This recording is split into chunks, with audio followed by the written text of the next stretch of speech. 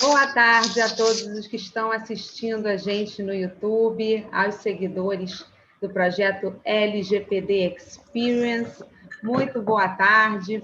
Estamos aqui com a última live do projeto, né, dessa versão do projeto, já que amanhã teremos o workshop gratuito LGPD Experience, que começa às 9 da manhã e vai até às 6 da tarde, comigo e outros profissionais da área de proteção de dados, aqui no YouTube, sendo transmitido simultaneamente também pela plataforma Zoom. Então, você que ainda não se inscreveu, entra no professoraraquelrinaldi.com.br e garanta a sua vaga, porque amanhã passaremos uma maratona inteira de imersão em 9 horas de estudo na LGPD e o melhor, totalmente gratuito.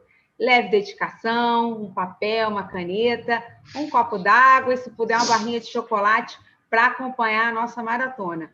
E a ideia do projeto é justamente trazer pessoas de diversas áreas do direito e também da TI, como já tivemos bastante aqui, para conversar um pouco sobre diferentes pontos de vista da LGPD. E por isso eu convidei o Dr. Marcelo Burratem, ele que é desembargador e presidente da Andes, para falar um pouco da LGPD e do judiciário. Doutor Marcelo, muito obrigada por ter acolhido o projeto, por ter se disponibilizado a estar presente aqui na live. Boa noite para você e boa noite a todos os seguidores também. Bem-vindo. Muito obrigado, Raquel, pelo convite. Muito obrigado por você ter essa vibração nessa matéria ainda tão densa e tão desconhecida dos brasileiros, apesar da comunidade europeia já conviver com esse tipo de legislação há mais tempo. Os teus seguidores, a tua força, a tua vontade, e a gente agradece muito, né? E a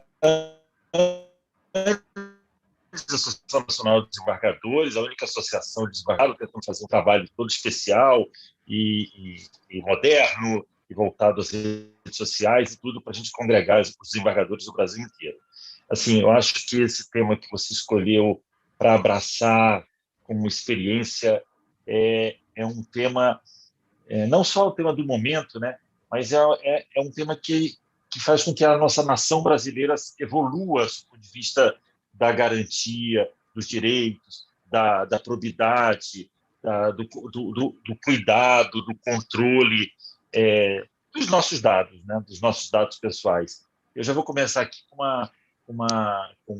um ditado que eu inventei e que eu gosto de dizer o seguinte: se você não quer se expor, não ligue nenhuma tela. Como é impossível a gente viver sem ligar uma tela, então não tenha, a pessoa se preocupe. É impossível. Mas parabéns, muito obrigado pelo convite.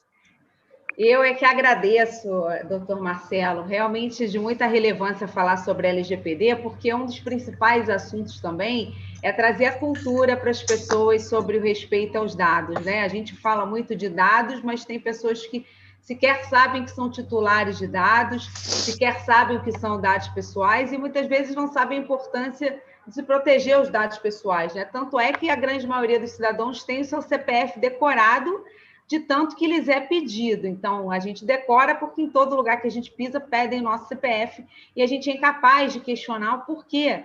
E por que a gente não questiona? Porque a gente não tem, né, no nosso sangue aí essa veia protetiva, essa ideia de proteger o dado pessoal como um elemento identificador, como fazendo parte da nossa personalidade, como sendo um desdobramento da nossa personalidade e que deve ser protegido. E aí veio a LGPD, né, de um dia para o outro, em consonância com o GDPR, com o modelo europeu e com outras legislações já de outros países que protegem dados, falar sobre isso, sobre essa necessidade de proteção que ainda não está no cotidiano da gente, né? Acho que é mais ou menos por aí. Como é que está o judiciário em relação à proteção de dados hoje? Como é que a LGPD chegou para o judiciário? Porque não deve ter sido fácil, né? Não, deixa eu te falar. Pergunta que vale $1 milhão, né? Pergunta que assim, não quer antes calar. de entrar, essa pergunta não quer calar. Eu gosto muito eu sou, acho que, da velha guarda, e a gente gosta muito de conceito, né? Eu, quando estudava e tudo, adorava os conceitos das matérias. Eu trouxe um trechinho de um conceito interessante sobre LGPD. Diz o seguinte: a LGPD veio regular as operações de coleta, tratamento e armazenamento de dados pessoais realizados no Brasil, inclusive sobre indivíduos. Você já não estava. Inclusive sobre indivíduos, inclusive sobre indivíduos que aqui estejam, aplicando-se para empresas brasileiras e estrangeiras. Continua. A lei abrange também a transferência internacional de dados, definindo critérios mínimos de proteção para os países de destino e empresas envolvidas. Diante desse conceito pequenino, simples, né, a gente acaba tendo uma live sobre essa matéria contigo, exatamente nesse momento que a gente faz hoje, me parece, os ocorridos no mundo.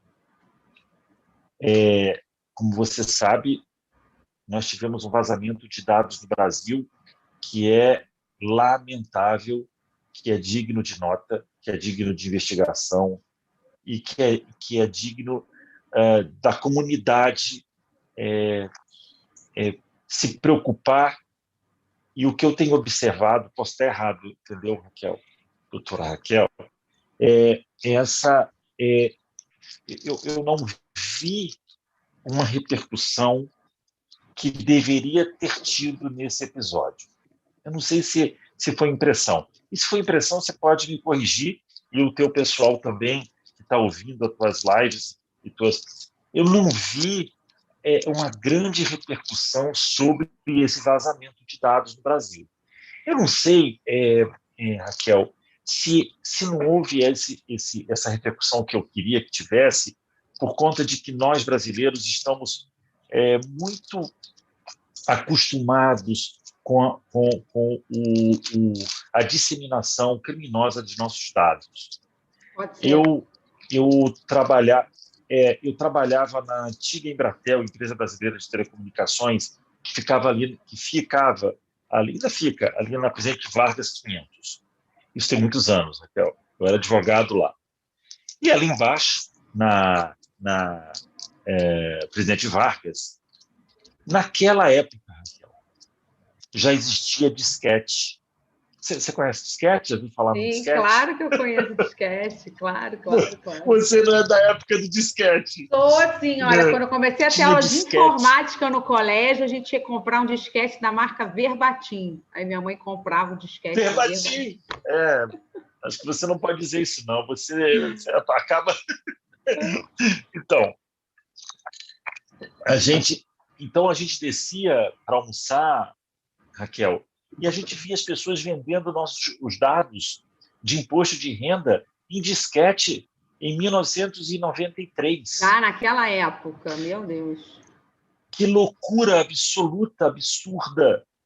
E aí, uma vez, Raquel, eu falei assim, não, isso é fake. Né? A gente não usava essa palavra fake na época. Mas é porque é difícil de acreditar, né? E aí eu comprei. Eu peguei olhei e falei assim para o cara, isso aqui tem quantas declarações? Porque não cabia muito, né? Era 1.44 e tal. Acho que cabia em cada uma, compactado, sei lá, 2.000, 3.000 e tal. Então, eu fiquei, assim, eu não sei se essa cultura que a gente está, que a gente já tem, uma péssima cultura de aceitar o ilícito, transformou esse vazamento.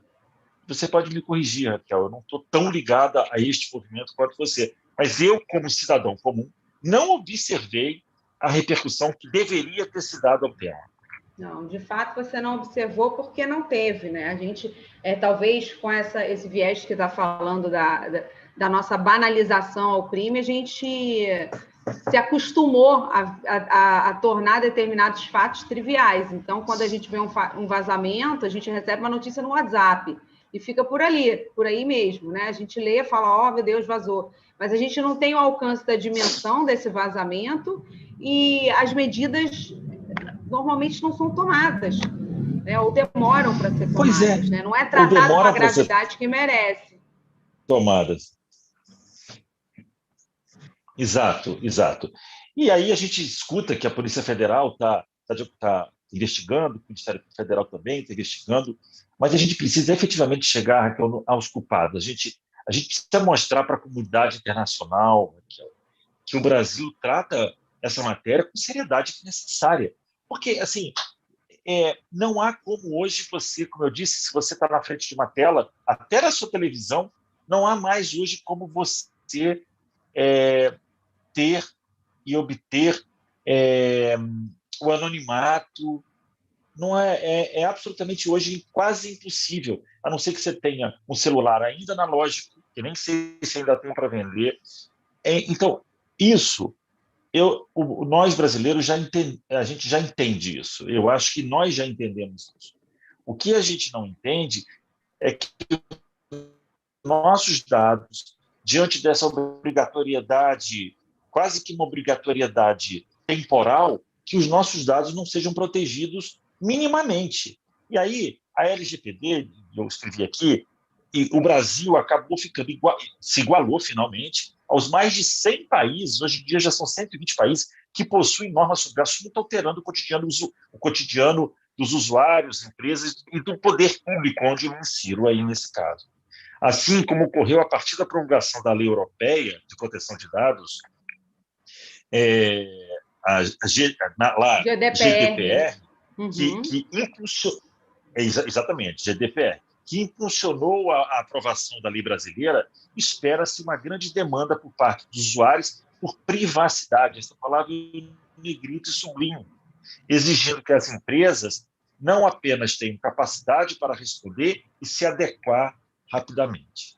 E finalizando, eu digo, nessa primeira parte, além de reduzir o risco de sanções, penalidades ou processos legais relacionados à LGPD, as organizações devem saber transformar esse contexto de exigências regulatórias e sociais em diferenciais competitivos, alinhando em seus modelos os negócios à privacidade e à proteção de dados, com propósitos, práticas inovadoras e resultados sustentáveis. Então, é isso o escopo geral dessa lei.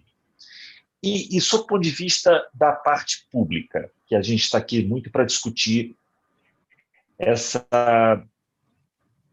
esse viés, né? Raquel, eu Oi, acho estou que te congelou. ouvindo? Não, Ou estou te deve ter ouvindo. sido eu. Será que Tá. congelou? Não, estou te ouvindo. Você congelou. Agora voltou. Voltou. Então, tá. Voltou. Então, diante dessa exigência, pode falar. Pode. Não, é porque quando você Tá. fala que existem todas essas exigências, né, e de fato elas existem, a grande questão é que a cultura de proteção de dados ela não tem que estar só inserida no cidadão, mas também nas empresas que vão fazer o tratamento, né? Porque se as empresas não têm a consciência da importância de proteção dos dados dos titulares, comumente elas vão empurrando com a barriga, né? Ou vão deixando de tomar essas medidas que a legislação impõe como sendo necessárias. E daí, talvez, isso demande um trabalho muito maior da ANPD, da Autoridade Nacional de Proteção de Dados, que está se formando ainda, né? Todas as comissões, para que justamente criem essas oportunidades e criem essa cultura, né? Comecem a disseminar a importância disso nas empresas também, né? E no setor público também, por que não? Isso, exatamente. Aqui, Raquel, vamos transformar isso num grande bate-papo nós dois. Você Por pode favor. me interromper e tal. Aí, outra coisa, isso aqui é Guaraná, porque eu sou viciado em Guaraná. Ah, é? Em Guaraná. Tudo Que bem. apareceu no esquina na sexta-feira, mas não é. Não é uísque, é Guaraná. Não é. Então tá. Faltou Não a é pizza Guaraná. só. Efetivamente. Então, olha só, falar em LGPD no judiciário é falar e tratar da resolução 363, né, de 12 de janeiro de 2021. Para você ver, nós estamos falando de uma resolução do Resolução Conselho Nacional de 363. Justiça recentíssima, recentíssima. Antes dela foi criado um grupo de trabalho pelo antigo presidente. Eu estou com ela aberta aqui. Se você quiser que eu coloque em algum momento, eu posso colocar. Esse grupo de trabalho acabou finalizando... Como? Eu estou com ela aberta aqui. Se você quiser que eu coloque ela em tela em algum momento, eu posso colocar, tá? Tá, se quiser pode botar, porque eu vou dar uma... Então, aliás, me ensina depois a fazer isso, como é que eu Tem que coloco. colocar, no Zoom aqui no share screen, tem um botãozinho share e a gente coloca. Deixa eu abrir ela aqui e eu já vou colocar. Tá bom, eu já... Pronto, Então, tá vendo? beleza. Tá. Isso, já vi. Ótimo. Então, Raquel, essa resolução, na verdade, ela é o pontapé inicial para os tribunais, né, da implementação, oficialização, regulamentação e materialização da Lei Geral de Proteção de Dados nos tribunais. O ministro Fux, assim que entrou, e aqui a gente tem que render homenagem novamente ao ministro Fux, ele muito preocupado com a área de informática, de TI, foi um dos primeiros atos que ele fez, né? Ele tomou posse muito recentemente, e já dia 12 de janeiro de 21, edita, então, essa norma geral que está aí no seu visor. E aqui, a gente costuma não ler as considerandas, mas as considerandas são muito interessantes nesse processo, nessa resolução 363 de janeiro de 21, que diz o seguinte: considerando a entrada em vigor da Lei 13.709 de 2018, Lei Geral de Proteção de Dados. E aqui a gente já vê, né, Raquel, uma lei de 2018, que teve sua vacácio, obviamente, não nego. O judiciário já acaba editando o seu primeiro ato normativo. Quase 3 anos, né, Raquel? Então, a gente precisa correr atrás. Muito tempo de vacácio. A gente precisa correr atrás do prejuízo, e o ministro Fux está fazendo isso, já fez, entrou e começou a fazer. E aí ele bem diz o seguinte: bem como a crescente utilização da internet e de modelos digitais estruturados para o acesso e processamento de dados disponibilizados pelo órgão do Poder Judiciário, considerando a criação por intermédio da portaria CNJ 2012 de 2020 do Programa de Trabalho destinado à elaboração de estudos e propostas voltados à adequação dos tribunais à Lei 13.709. Então, eu tinha te falado que havia um grupo, e esse grupo foi criado em 2020, através de uma portaria 212, depois você dá uma checada aí de que mês ela que o próprio grupo de trabalho, Raquel, considerando a data da lei, eu acho que o próprio grupo de trabalho, o judiciário acabou não tendo a agilidade necessária para a gente logo fazer um trabalho sobre a lei, né? Até porque, e aí me permite te falar uma coisa, o judiciário brasileiro, nos últimos anos, ele teve uma evolução na área de TI, assim, a olhos vistos. É inacreditável o que se cresceu, o que se evoluiu nesse período. Eu me lembro, vou te dar um dado. Em 1990, Raquel, eu tomei posse como promotor de justiça. Eu passei 20 anos no Ministério Público. Você foi do MP antes, né? Eu fui do MP antes. Eu me lembro que em 1991, o então procurador de justiça, hoje desembargador, Fernando Fernandes, instala o primeiro computador do Ministério Público. Você veja, em 1990, só em 90, primeiro computador no Ministério Público. O judiciário já estava um pouco mais evoluído na questão, um pouco mais só, nada demais. E de lá para cá, é uma enormidade. Nós temos uma plataforma completamente robusta, enorme, às vezes, muito pesada, e que acaba, de alguma maneira, trazendo incidência dessa norma. Imagina quantos dados ali tem, né? Dados, claro, inclusive, que estão protegidos por lei como segredo de justiça. Como segredo de justiça, aqui, aí né? diz, continuando. Exatamente. Aí o fluxo continua, considerando a necessidade de proteção da privacidade e dos dados pessoais dos titulares nos atos processuais e administrativos. Quer dizer, ele estabelece como característica, está considerando do próprio ato da resolução, a privacidade dos dados pessoais dos titulares da onde? Dos atos processuais e administrativos, das pessoas que foram para lá e levaram a sua história de vida e os seus dados para lá, entendeu? Então, é a necessidade da privacidade do próprio processo. Essa regulamentação. Claro. Do próprio processo, e não só do próprio processo, eu vou um pouquinho além, da personalidade dos que foram bater a porta do judiciário, entendeu? Quer dizer, é daquele cara, daquela pessoa, daquele cidadão, daquele jurisdicionário que está sofrendo as consequências de um determinado ato legal, de uma briga, de uma querela e tal, que vai para lá levar os seus dados. Como que? Não são só dados...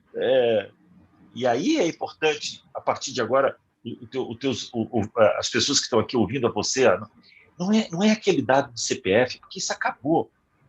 Raquel, acabou. Os nossos imposto de renda, isso aqui já acabou, já está tudo. O mundo já sabe o meu CPF. Outro dia eu recebi um link, Raquel, dizendo assim: veja se seu CPF está na mão dos bandidos. Meu CPF estava lá. Meu CPF estava lá. Como dado que foi roubado.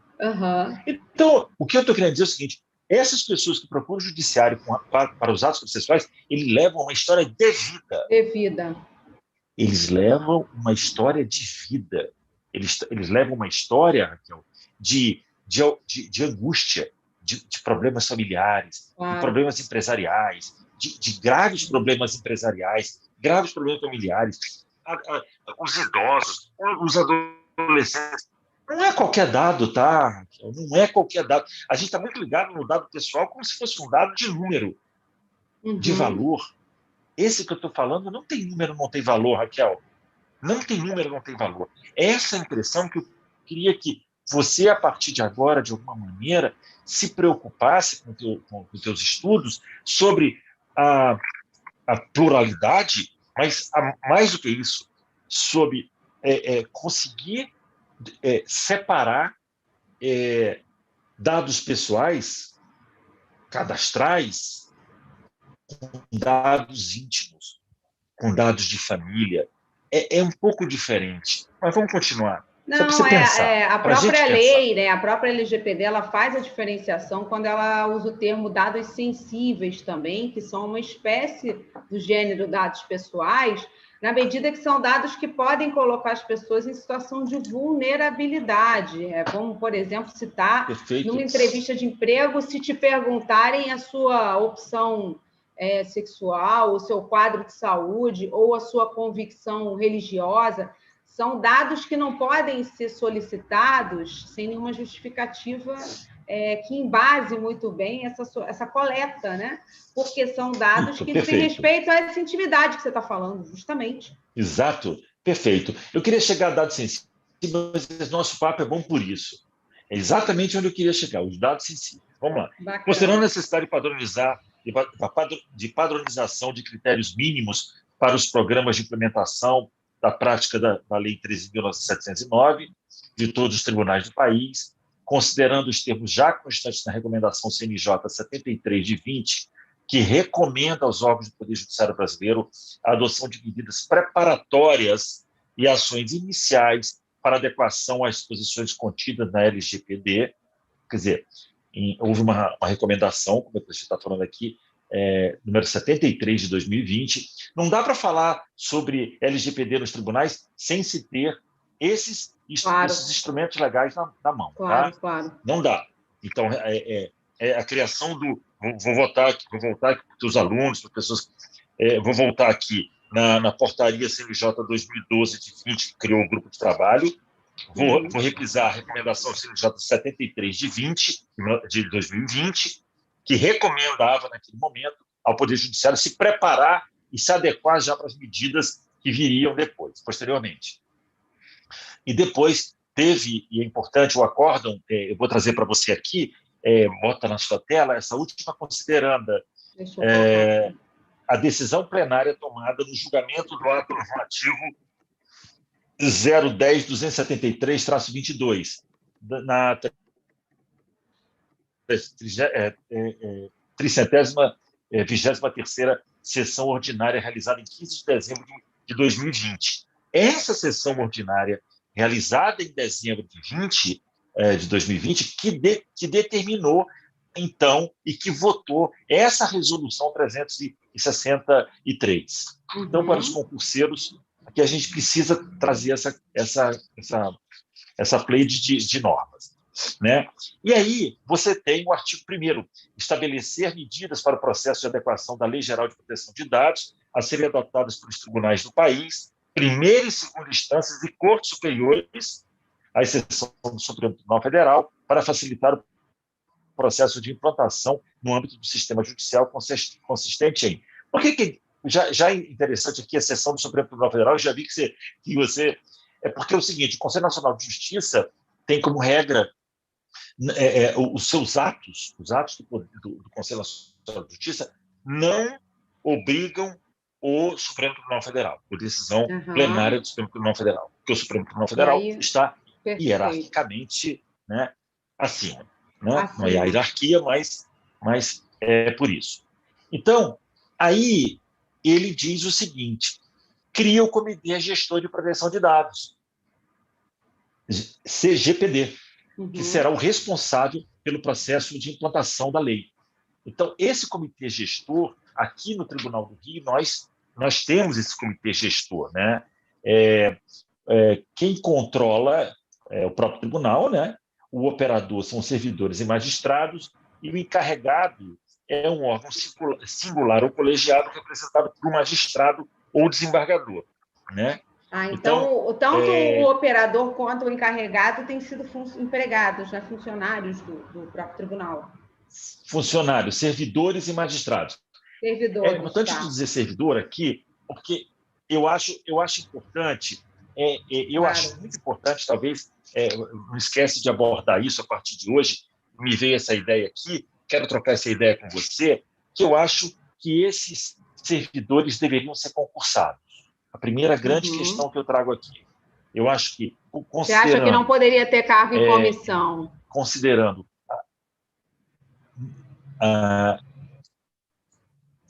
repete, está falhando. Está falhando. Você acha que não poderiam ser em cargo em comissão, somente concursados? Comissionados, não. Perfeito.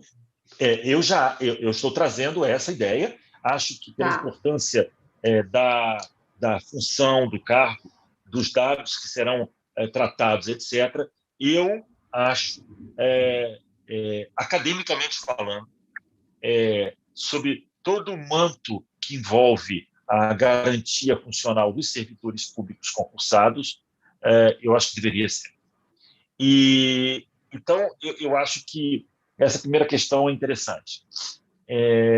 Nós temos aqui no Rio de Janeiro já duas pessoas, como você sabe, o desembargador Henrique Figueira tomou posse recentemente no Tribunal de Justiça do Rio de Janeiro e também preocupado com essa ideia, preocupado em também já colocar e trabalhar esse tema, trouxe uma juíza para tratar desse assunto, que chama a juíza Daniela Bandeira.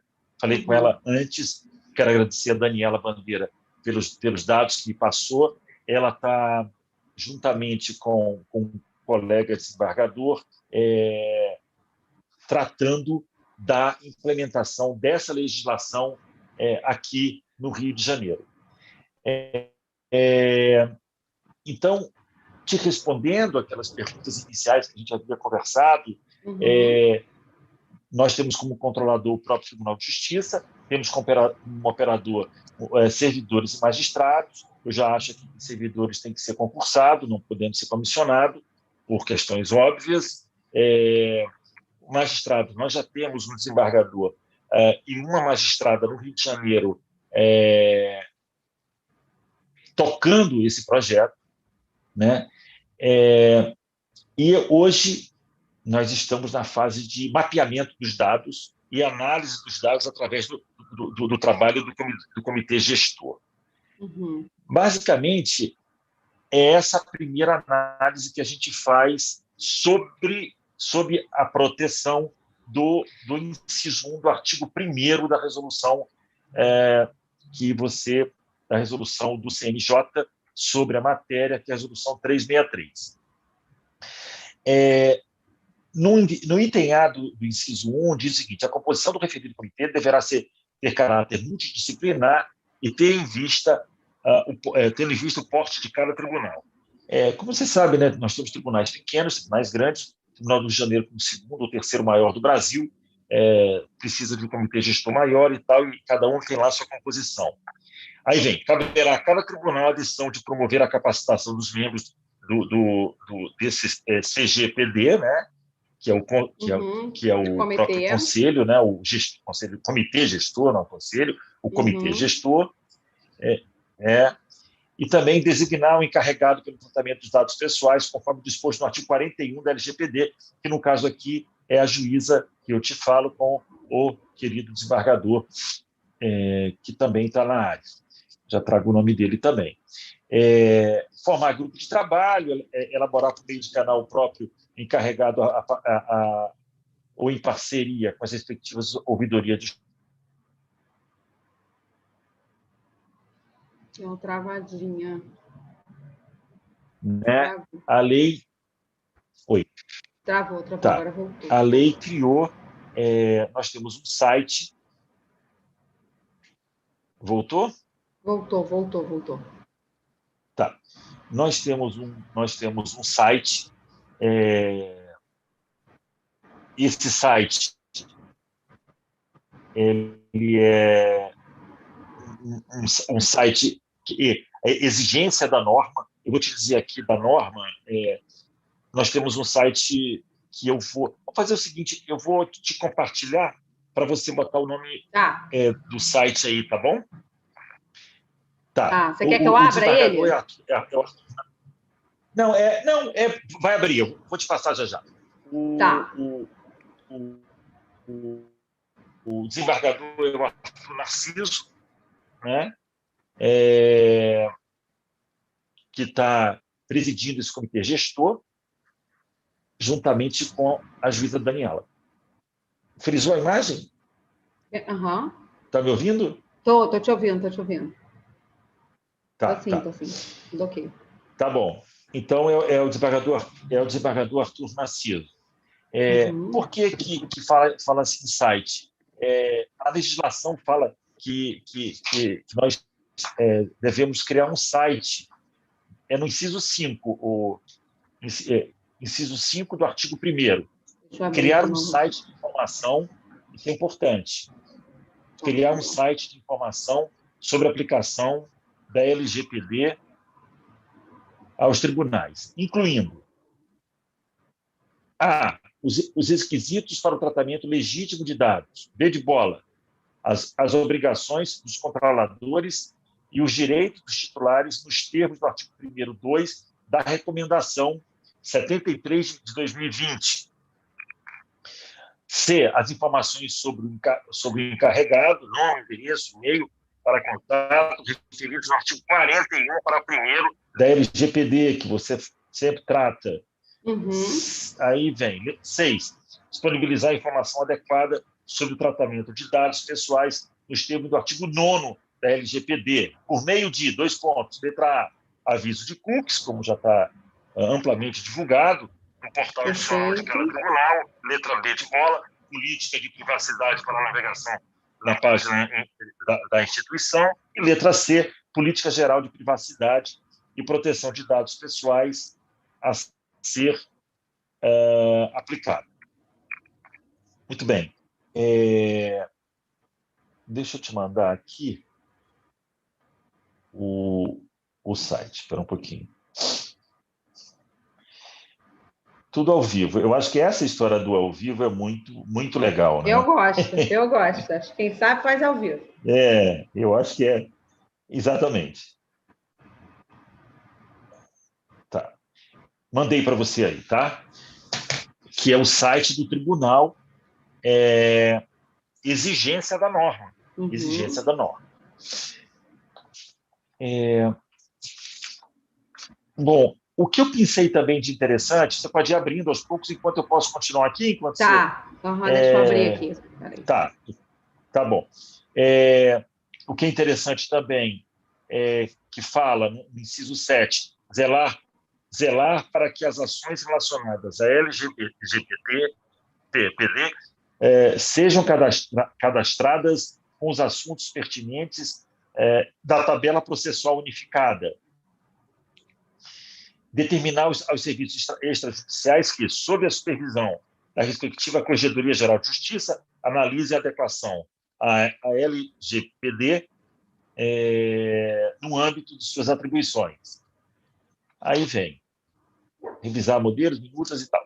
E tem uma parte, já finalizando, que não quero cansá-los, mas como esse é um texto recente, portanto, que não há como se discutir sem trazer isso, né? Seguinte, para uma determinada operação de tratamento de dados pessoais, deve haver, olha só, então, para uma determinada operação de tratamento de dados pessoais. Está lá no inciso 10, uma letra A. respectiva finalidade específica, exato, uma respectiva finalidade específica em consonância ao interesse público e com lastro em regra de competência administrativa aplicável à situação concreta. B. O tratamento de dados pessoais previsto no respectivo ato deve ser: 1. Compatível com a finalidade especificada, necessário para a sua realização, e o que eu acho perfeito, porque não é possível a gente tratar esses dados e ter em mente sem interesse público e sem a compatibilidade do que se está tratando com o que é tratado. Porque senão essa dissociação, ela... Pode falar. Não, e esse artigo, essa linha, ela está em consonância com o princípio da finalidade e o princípio da necessidade já citados na LGPD, né? Você só pode realizar um tratamento se você especificar Exatamente. Uma finalidade indicada lá no artigo 7º da LGPD e que você colete só os dados necessários para aquilo, né? Coibindo essa coleta excessiva da qual a gente tem sido acostumado por tantos anos a coletar em qualquer coisa, enfim, sem necessidade. Exatamente. Então, assim, você pode até dar um exemplo a respeito disso, porque trazer para o sistema do judiciário a norma ela é muito importante, porque vamos lá, eventuais vazamentos de processos judiciais sob o manto do sigilo, já nem se precisa falar aqui, né? Do sigilo legal, no processo de família e os processos em que há sigilo judicial. E os outros dados? Né? Essa questão importante. E os que não estão sob o manto de decisão judicial sobre o sigilo? Aí incide a lei. Aí entra a lei. E nesse momento, o que a gente deve tratar para uma operação de tratamento de dados? Uma finalidade específica, em consonância com o interesse público. Não é qualquer, né? Claro. Mas você ia falando, desculpa, pode exemplificar o caso. Não, então, o caso é justamente evitar o fenômeno do Big Data, evitar o fenômeno da coleta massiva de dados e dar respeito ao titular, coletando somente o mínimo necessário de acordo com a finalidade especificada. Porque hoje um tratamento sem finalidade é considerado um tratamento ilícito. Você não pode mais justificar o tratamento por uma finalidade qualquer. A finalidade ela tem que ser apontada em lei pela LGPD e tem que ser uma dos incisos do artigo 7º da LGPD, né? Não pode fugir disso. As finalidades estão ali, são as hipóteses legais de tratamento. E aqui eu estou vendo também que o C está falando da inclusão de cláusulas de eliminação de dados pessoais em contratos, convênios e instrumentos congêneres, à luz do parâmetro da finalidade e da necessidade. Então, é bem interessante isso, porque já se colocam nos contratos as cláusulas de eliminação dos próprios dados após a necessidade de tratamento. Então, você também não pode armazenar o dado eternamente, por um período indefinido, né? Ou seja, acabou a finalidade daquele tratamento, aquele dado tem que ser eliminado. Isso a resolução está indo muito bem, né, nesse sentido. Porque aí que mora o perigo, né? Você manter esses dados ad eterno, você fica... Primeiro que você vai ficar sempre obrigado a mantê-los no sigilo, a tratá-los. Então, no momento em que você não precisa mais dos dados, porque esvaiu a finalidade, porque o interesse público não exige mais, né? Porque o lastro da regra de competência administrativa aplicada à situação concreta acabou, você tem que descartar esses dados. Entendeu? Você tem que descartar esses dados. E aí, descartar de uma forma honesta, quer dizer, de uma forma efetiva, né? Porque a gente está vendo nas novas máquinas, eu não sei se ele estava, eu não lembro o nome dele, mas eu vou lembrar até o final. Ele estava dizendo das dificuldades hoje que se tem de apagar os dados. As máquinas estão principalmente aquelas com inteligência artificial, estão tendo dificuldade de... o ser humano está tendo dificuldade de apagar o dado. Muitas vezes de localizar o dado para poder apagá-lo também, tá? Às vezes o dado é armazenado e a pessoa não sabe, o controlador não sabe onde está o dado também para apagar. Onde está o dado, exato. Então, assim, o que está acontecendo no Rio de Janeiro? No Rio de Janeiro, nós estamos ainda numa fase embrionária por conta da própria legislação que é recente, que trata especificamente dos tribunais, mas estamos com muita força de vontade de que esse trabalho acabe logo. Eu tenho notícia de que o presidente Henrique Figueira ele já determinou a máxima urgência no tratamento dessa nova resolução do Conselho Nacional de Justiça, e essa Lei Geral de Proteção de Dados deve ser implantada com a maior rapidez possível. O principal desafio para a gente é o mapeamento e análise dos dados. Esse é o grande...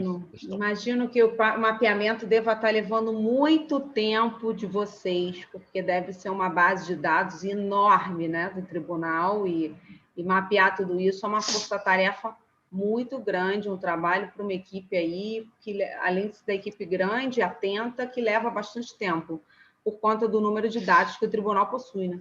Não só dados jurisdicionados, mas dados dos próprios funcionários, né? De uma forma ampla, assim se dizendo, enfim. É verdade, porque, deixa eu te falar, todos.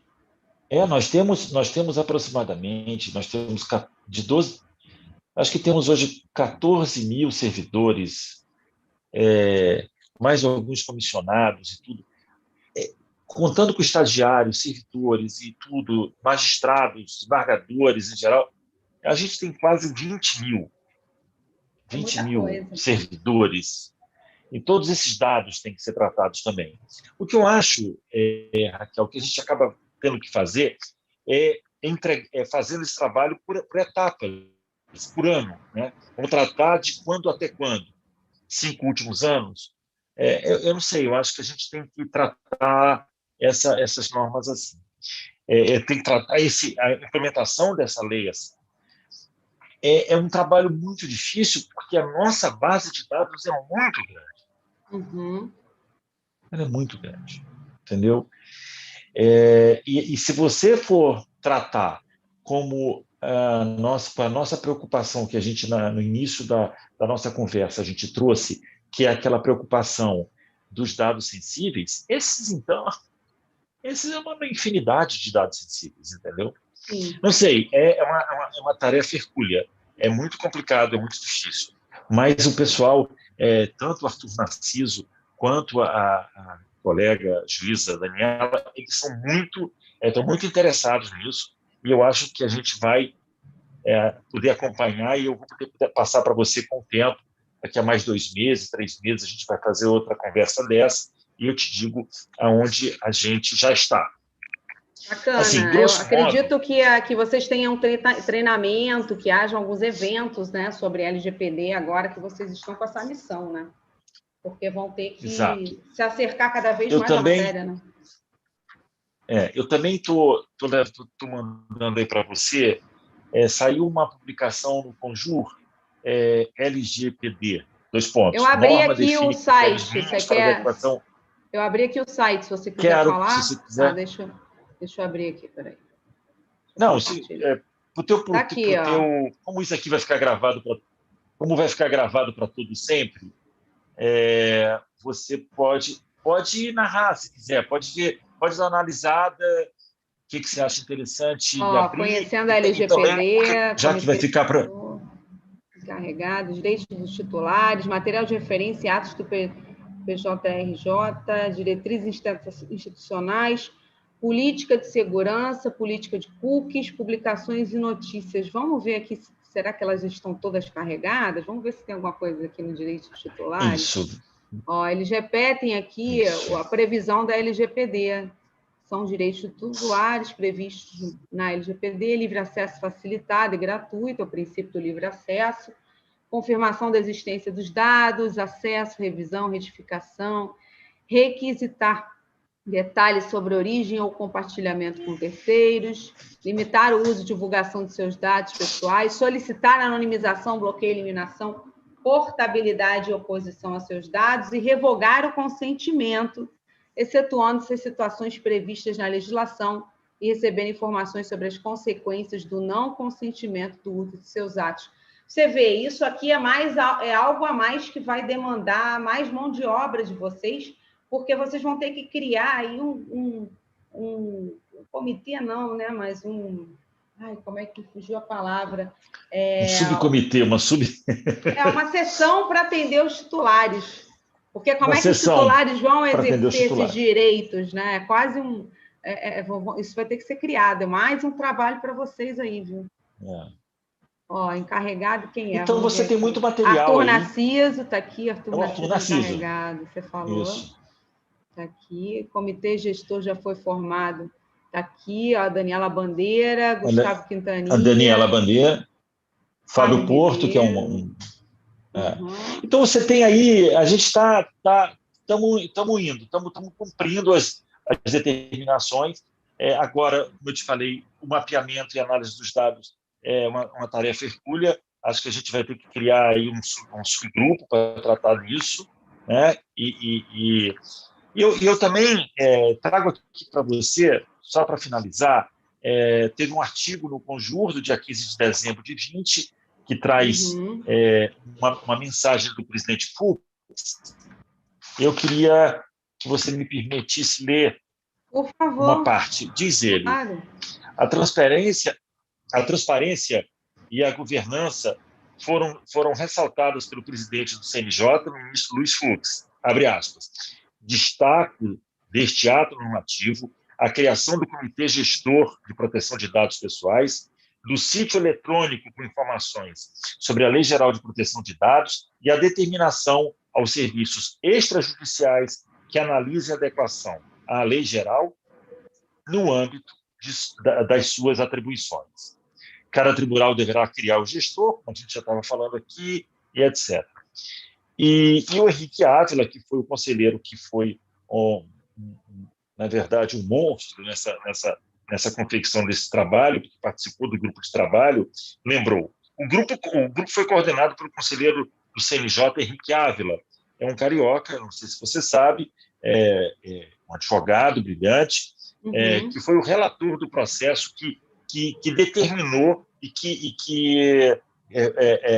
onde nasceu a resolução. Relator do processo 0010-276, como já havia falado, ele lembrou um desafio que a LGPD representa ao setor público. Abre aspas. A norma visa proteger os dados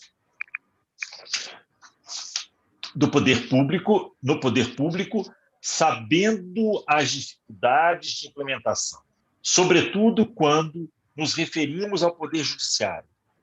Diz ele, e eu lembro, são 91 tribunais no Brasil, e as dificuldades de concatenação de ideias e de concentração de esforços são latentes, diz ele. Ávila destacou, o Henrique Ávila, que é o conselheiro, então relator do processo onde desagou a resolução, Ávila destacou que a definição de um padrão de critérios mínimos é um dos papéis essenciais do Conselho Nacional de Justiça. Abre aspas. Não estaria sendo possível uma norma de implementação única da LGPD em todos os tribunais se não houvesse o CNJ. Nesse ano em que o CNJ completa 15 anos, por exemplo, é paradigma da importância do órgão. Então, é verdade, quer dizer, o caráter nacional do órgão permite esse tipo, né, de abordagem. Você vê a preocupação do órgão de cúpula e de controle, né, Raquel, nessa matéria. Existe uma preocupação. Bom, e eu vou te trazer. Existe um trabalho muito longo aí a ser feito por conta até do número de tribunais, como você citou, né? 91 tribunais. 91 tribunais. E eu vou te falar aqui, vou trazer para você assim, em primeira mão, aconteceu agora dia 1º de março, portanto, 4 dias atrás, 5 dias atrás, o presidente do Supremo Tribunal Federal, foi juiz, foi promotor no Rio de Janeiro, foi juiz no Rio de Janeiro, no Tribunal de Justiça do Rio de Janeiro, o ministro Luiz Fux, ele então lança o programa Justiça 4.0. Justiça 4.0 em transição ao futuro do judiciário. Essa é uma cartilha, eu imprimi, mas existe uma cartilha pequenininha, você pode entrar no site do Supremo Tribunal Federal ou do CNJ. Raquel, está ouvindo? Tá. Estou ouvindo, estou escrevendo aqui para o pessoal. Está ouvindo? Estou sim. Tá. Tô, sim. Você pode se você quiser, essa notícia também está no Conjur. Eu não sei se você já sabia, tinha conhecimento. Não sabia. Para mim é uma novidade. Justiça 4.0. Para mim é uma novidade. Deixa eu ver se eu consigo mandar para você também. Deixa eu pegar aqui. Esse material. Deixa eu ver se eu consigo. Aqui.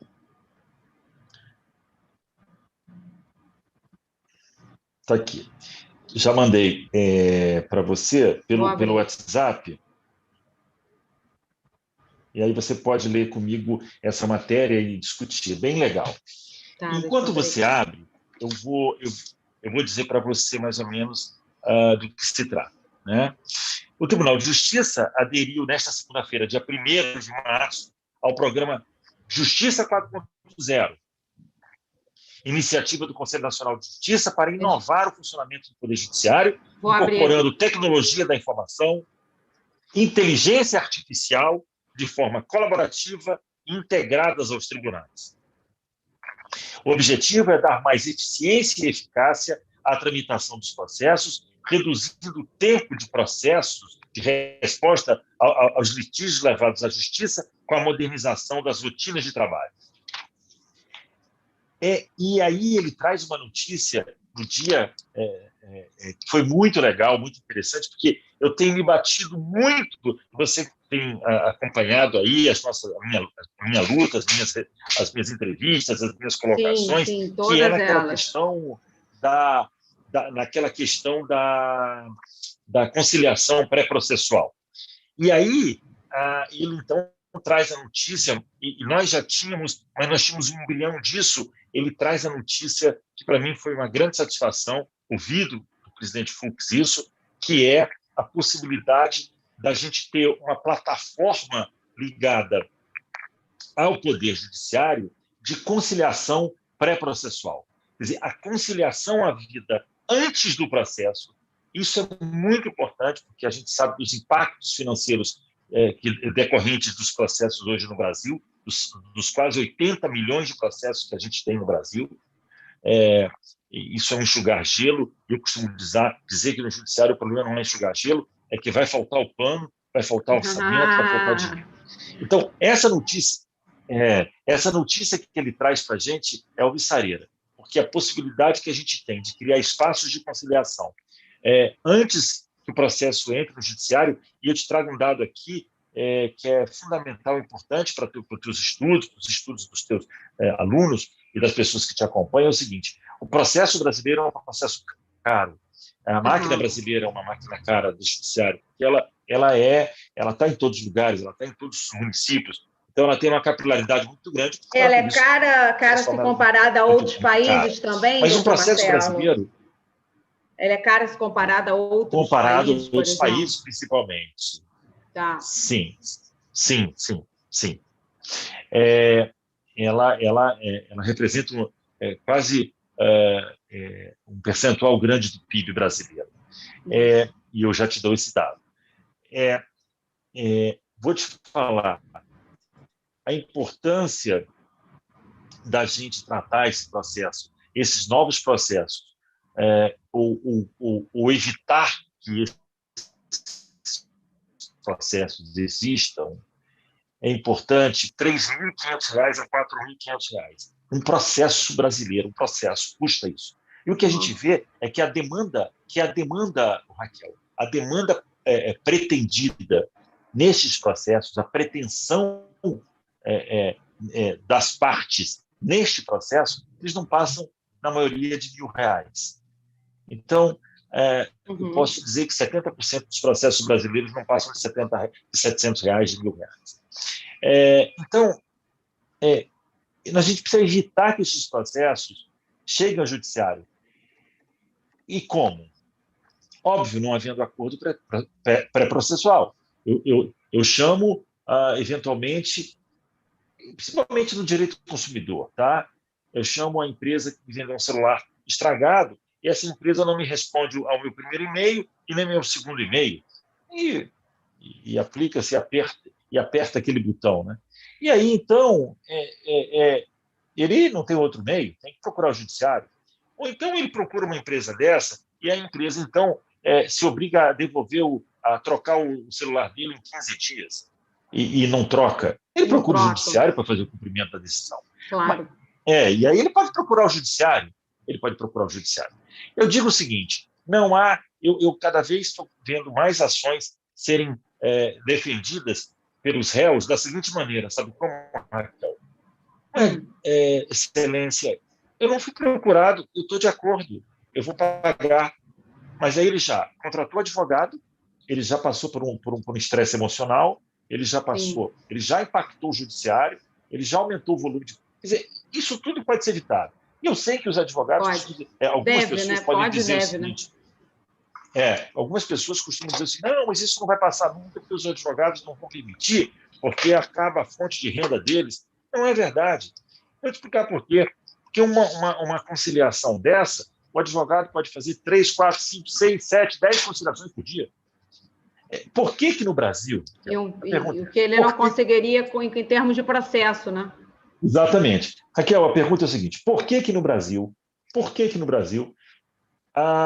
as pessoas preferem um mau acordo, um razoável acordo, a um processo que demora 5, 6, 7 anos?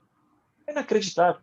O grau de litigiosidade no Brasil é maior que o mundo, tá? Mas existe uma cultura aí de litígio, né? A gente sabe disso. No Brasil, exato. A cultura do litígio. Então, essas coisas, quer dizer, e aí o ministro Fux traz esse programa da Justiça 4.0 e ele diz o seguinte, né? Ele trata aqui, sinergia. O presidente do CNJ, o ministro Luiz Fux, participou pessoalmente da cerimônia de assinatura do acordo. Até o momento já aderiram o Tribunal de Justiça do Amapá, do Rio Grande do Norte e agora o Tribunal Regional Eleitoral do Amapá, Rio de Janeiro. De acordo com o Fux, o objetivo é alcançar uma coexistência entre a inteligência artificial e o indispensável elemento humano no sistema de justiça. A inteligência artificial será incorporada cada vez mais ao cotidiano dos tribunais, sem resultar na eliminação dos postos de trabalho atuais, mas dirigindo as equipes às atividades, sim, dos tribunais e permitindo a magistrados e magistradas se dedicarem a julgar. Então, principalmente nessas demandas, né, demandas repetitivas, né, nessa pleiade de demandas repetitivas, nós temos 10, 15, 20, 30% das nossas pautas são de demandas repetitivas, e assim você poderia tratar essas demandas com a inteligência artificial. Eu tenho minha crítica à inteligência artificial, que não sei se você lembra, a gente já fez nós fizemos na Andes um webinar que foi muito interessante e que o tema a pergunta era a seguinte: quem é que vai programar o computador juiz?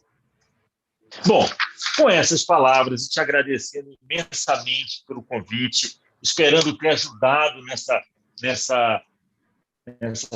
sua nesse seu intento de transformar a Lei Geral de Proteção de Dados numa lei factível, razoável, entendível, com português fácil. Você tem essa facilidade de passar para as pessoas que te veem essa facilidade na análise da lei. Eu sou um pouco crítico em algumas coisas, você sabe disso, na questão principalmente do volume de dinheiro que você vai investir na aplicação de uma lei dessa, principalmente entre os particulares, a gente já discutiu sobre isso, nós fizemos uma live sobre isso, e me preocupa muito o gasto que os empresários estão tendo para aplicar em suas corporações essa lei. A boa notícia é uma discussão mais econômica, e eu gosto do direito. Pequenas e médias empresas vão ter o seu panorama revisto agora. Pode falar. Viu? Pequenas e médias empresas vão ter seu panorama revisto agora quanto à LGPD.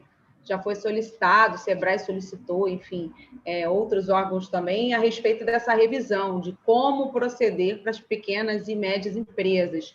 Você vai ter um tratamento diferenciado, como é feito na Europa, né? Exatamente.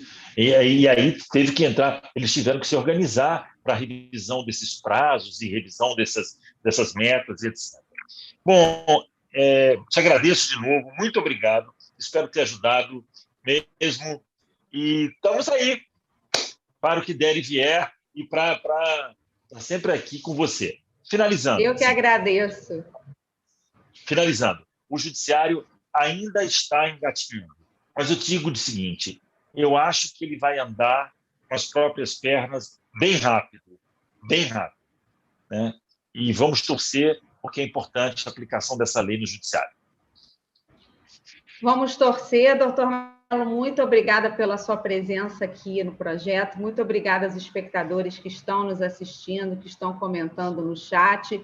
É de grande importância trazer esse assunto à luz do público, para que a gente não fique com essa impressão de que a Lei Geral de Proteção de Dados vai ter um encargo maior sobre as pessoas jurídicas de direito privado, quando, na verdade, ela se aplica também às pessoas jurídicas de direito público, ao judiciário, que, embora esteja caminhando, engatinhando, né? Como você disse agora, eu faço voto de que caminhe solto, que caminhe rápido, que coloque essa necessidade de proteção de dados dentro do seu trabalho, dentro da sua prioridade, e convido a todos que formam parte aí do tribunal, do judiciário, a fazerem parte do projeto. A página do YouTube está aberta para todos, quem quiser assistir as lives, são verdadeiras aulas com diversos profissionais que já passaram aqui, assim como você, abrilhantando o nosso canal. E amanhã convido todos também para o workshop gratuito LGPD Experience, que vai acontecer na plataforma Zoom,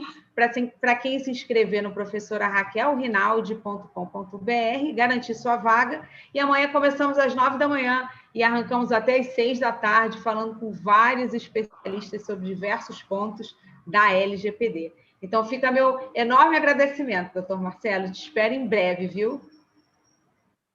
Muito obrigada. Muito obrigado, muito legal.